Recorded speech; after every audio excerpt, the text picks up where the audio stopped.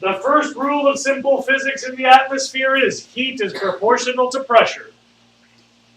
Technically, at the molecular level, heat is activity. And if molecules are more active, they bump into each other more, so they bounce off each other more, and that's what pressure is. I don't know if you all visit punk shows, but there's like a certain moment where the music reaches a certain intensity, where the mosh pit starts to grow, because there are more collisions between dumbasses wearing black. It starts to expand. This is pressure. The mosh pit like pushes people away, like, whoa, whoa, whoa, bro. That's pressure. More activity, more collision, more pressure, like a mosh pit. Number 2, gases go from high pressure to low pressure, just like all of us at the show. Like, whoa, that mosh pit, wait, I'm going to get away from all of those collisions over here where it's kind of mellow and I can just watch the show. Even in a mosh pit, if you're the one throwing the punches, you're still going to be spreading out from each other. Wait, goes from what? From High pressure to low pressure. This is just simple atmospheric physics. Number 3, we say that hot air rises. That's only because, stop writing, it's hot near the ground and cooler above. So hot air rises is just a way of saying gas goes from high pressure to low pressure. High pressure at the Earth's surface, lower pressure above, because of number 1, heat and pressure are related. You know what I mean by that? If you had hot air above cold air, hot air would sink. Wait, what? Yes. Oh, yeah. If you had a heated air mass above a cool air mass, the bottom half of that hot air would push down. And the top half of that hot air would still rise. Cold air denser though? What? Isn't cold air denser? Yeah, but there's the gravity issue, which is the layering of air masses, and there's the fact that you're just going from high pressure to low pressure. So the hot air is still exerting pressure downward if there's colder underneath. Okay. Number 4, as water vapor rises, it cools and condenses. You all know that.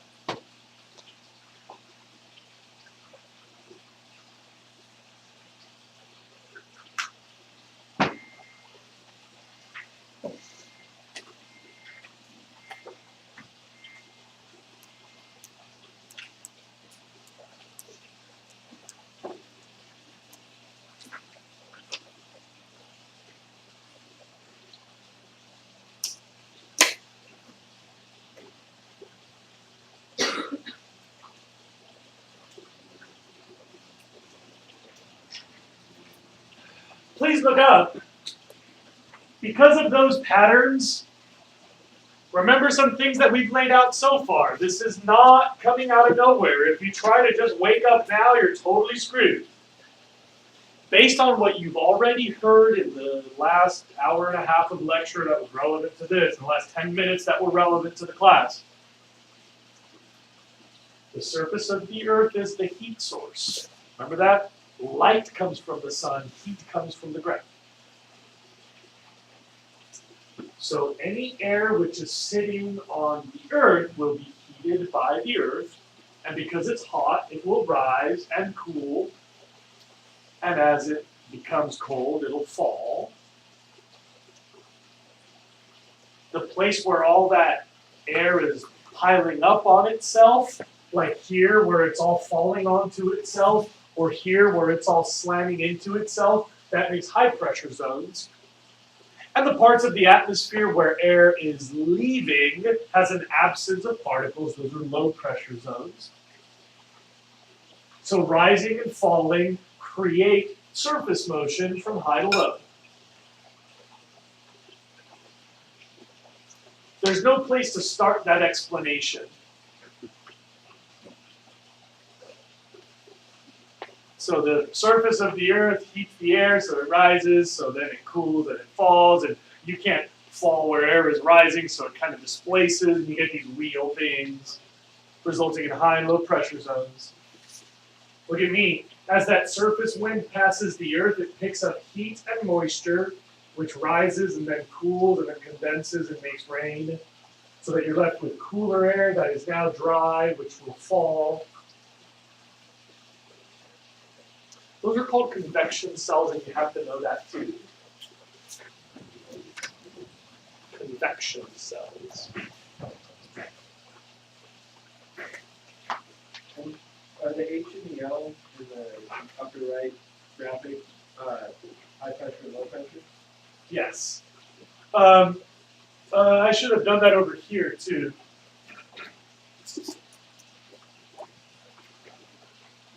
This is universal language for high pressure and low pressure. You circle the H and circle the L. You'll see that on like every weatherman segment of every news channel ever.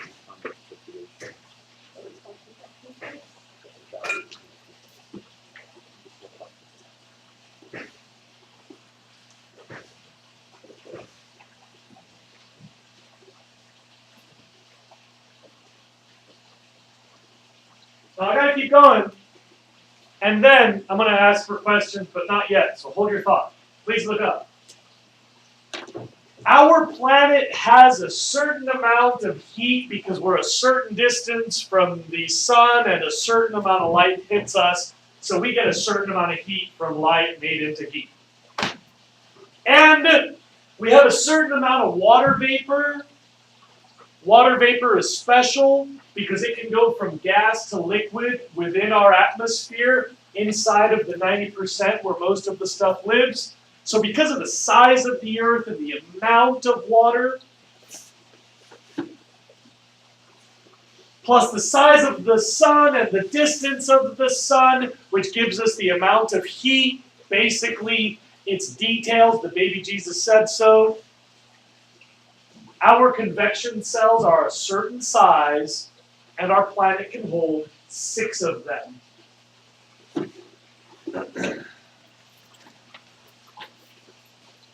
They look like that. They go all the way around the planet.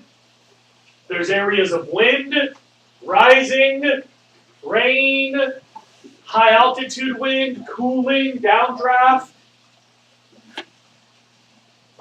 There's 12 or 6? 6. 3 in the north, 3 in the south. They go all the way around the planet. So they're like life preservers or inner tubes. Oh, so that it's not just showing it like completely wrapping around. You have a cross section where you can see through them wedged in right here. Okay. Yeah? You don't have to know the names of the cells. Yeah, absolutely. They're called the northern polar, the feral or temperate, and the Hadley or tropical. Were you kidding? No. No, that's totally those names. And you have to know them too. Go ahead and write them down now. I was going to say later, but okay. The north one is called polar, and it's always called polar because at the poles. The temperate ones go from 60 to 30 or 30 to 60. They are feral, ferrel, or temperate.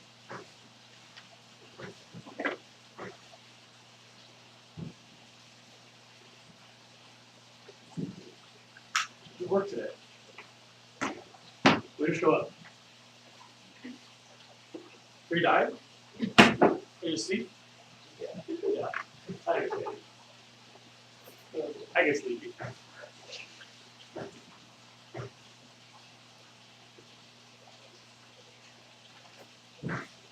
Yes? What's the arrow pointing out? I promise I will explain, but not yet. Yes, What are those cells called? it's labeled right there. Do you see it? Feral, Hadley, No, polar. but like just in general. Oh, convection, right there.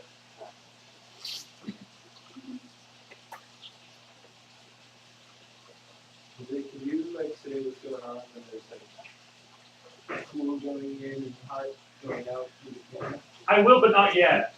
I'm going to get to that. So this part I want to talk about when everybody's done labeling whatever they had to draw. I will, I promise, yes. You're not the first to ask. Yeah. Scumbag asked me. Yeah. It's weird how everybody knew what I was talking about. No, not that one. Oh. I do. So we just kind of so there's the polar cell, feral cell, Hadley cell, and then it goes like this. They're called a northern polar, northern feral, and northern Hadley, versus the southern Hadley feral polar. Okay. Got it. So like the subtropical time. What? Like on the diagram, what is the subtropical time? Yeah, it's not that good. Oh, those are winds. Oh, I don't think you need that. And then it's still through. Flip it. Flip the top. So, polar, feral, Hadley. Yeah, watch me, watch me. Polar, feral, Hadley, feral, polar. so there's only three. There's only three. Three names. And it's In each hemisphere, northern three in each hemisphere. southern. Three names. Exactly. Do we need to know the highs and lows parts? Not yet. The clouds are There's a lot of good questions. I thought I could just label them at this point, but maybe I shouldn't have. Let's move on, and then I'll try to tie this all together before the end of the period. Stop what you're doing. I'm going to try to show up with something helpful. But our planet has these. They create high and low pressure. They create surface activities. Yeah, that's surface wind. That's what we feel. When you notice wind, that's because of high pressure blowing to low pressure. Nothing else can do that. That's what wind is. There's also like clouds and stuff, which is where water has stopped moving and cooled down and become visible. So you know, all of our clouds, that's basically up there somewhere. And when you see those fast clouds moving, you ever seen like those fast movement of clouds, just like ripping across the atmosphere? Those are doing this. Going from high to low, they're gonna make, cooling air somewhere else. All of the cloud effects that you and I experience on Earth fall usually in here. There's exceptions, but generally they fall in here. And all of the weather that you and I feel on our skin is usually happening down here. Okay? Surface, high altitude. Other questions? And then Kind of like on topic a little bit, like what's the part of science that like studies clouds? meteorology. So, like tornadoes, are those two cells next to each other? Tornadoes are obstacles geographically between these. Yeah. So you have cross shear at the surface. So if you have surface winds coming across each other or into each other, then they make tornadoes, I think. Tornadoes are something that I honestly can't. It's been explained 38 million times. I'm like, Do you have a picture or three I have a diagram. pop up when they get them as like a conversion? Right there, just where it's low pressure. I don't know what's happening Yeah, there. no, I get that part. I know. I'm wondering if it's like where they happen because the cells are right next to each other. It's where like the happening barrel. It's not where they contact. It's not. No. It's where there's something that forces them to move past each other or something fancy. It's not necessarily at 30 OS. Alright. Next. Our planet just happens to have 6. And they all move in opposite pattern. And there's a really simple way to remember this. Watch me. Imagine that I have a single cell. So it's spinning that way, right? I put another one right next to it. Friction and gears. If I spin this one clockwise, how will this one spin? Opposite. Right? Because, the gears, see my thumbs? Or watch my pinkies if I'm moving the other way. But they're either going to both go up where they rub together, or they're both going to go down where they rub together. That makes sense to everybody? So, this is all driven by the one part of the planet that has the most reliable, consistent surface heat all year long, every every day, same amount of sunlight, makes the same amount of heat. It's called the Equator. That's right. At the equator, you've got this constant hot updraft that makes rain. That's why the equator is so wet. Tropical rainforest, anyone? That red spins the wheels. They've lost all their moisture, so you've got cold, dry air dropping at the 30s, which drags the next ones down. So there's a bunch of moist, hot air at the 60s.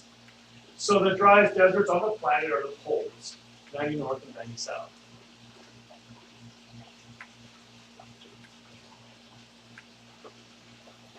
That relationship, wet, dry, please look up. Wet, dry, that relationship is visible from space. You can see a big green stripe at the equator, Amazon, Congo, Indonesia. A big dry stripe at the 30s, north and 30 south. Big wet stripe at 60 north, Canada and stuff, and 60 south, New Zealand. I'm sorry we didn't